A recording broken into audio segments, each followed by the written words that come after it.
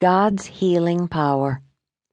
For by grace you have been saved through faith, and that not of yourselves, it is the gift of God. Ephesians chapter 2, verse 8.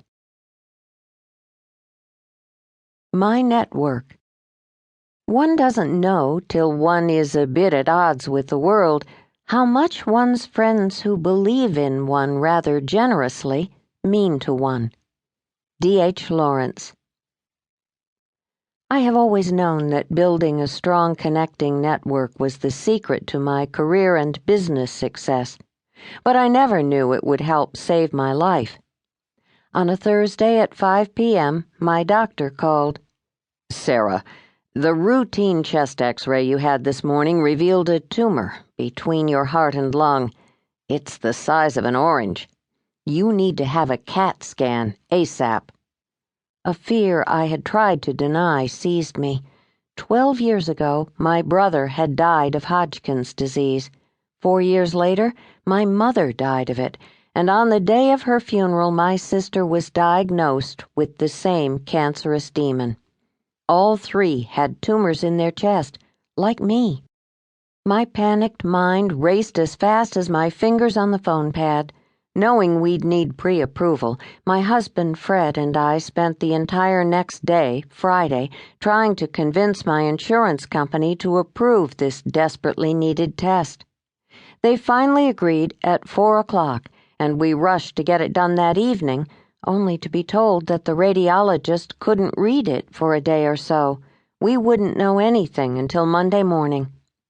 I knew that these lymphatic tumors could double in size in 7 days.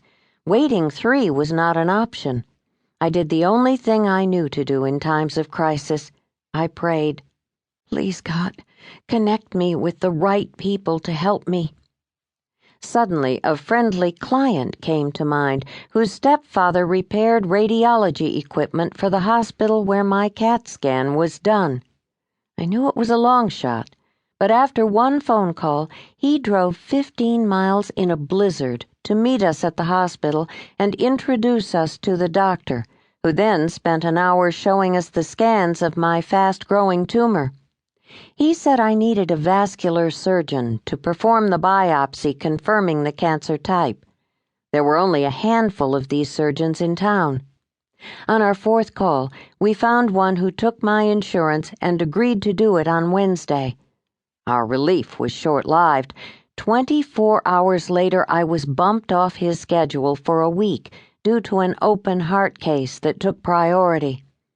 Once again, we turned to my network for help.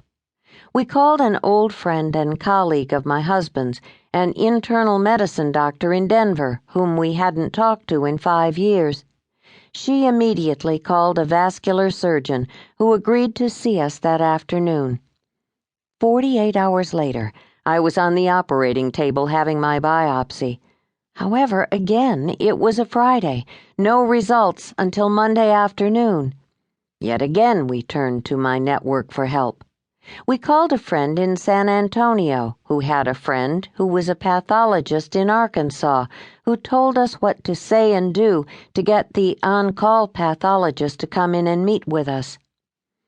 45 minutes later, on a snowy, cold Saturday morning, Fred and I were looking through a microscope with the pathologist showing us my tissue biopsy, confirming classic Hodgkin's lymphoma.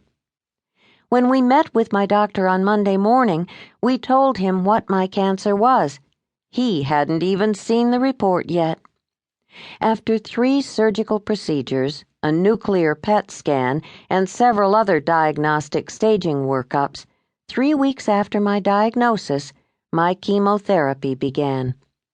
For 5 months, over 70 people in our network, including clients, co-workers, colleagues, friends, neighbors, and parents of my children's classmates, brought meals to our home during my chemo weeks. I'm the only person I know who gained 12 pounds on chemo. My 2 daughters decorated a 3-ring binder to hold over 250 cards, emails, and letters I received from my vast network. The cover simply read, "Mom's Cancer Blessings."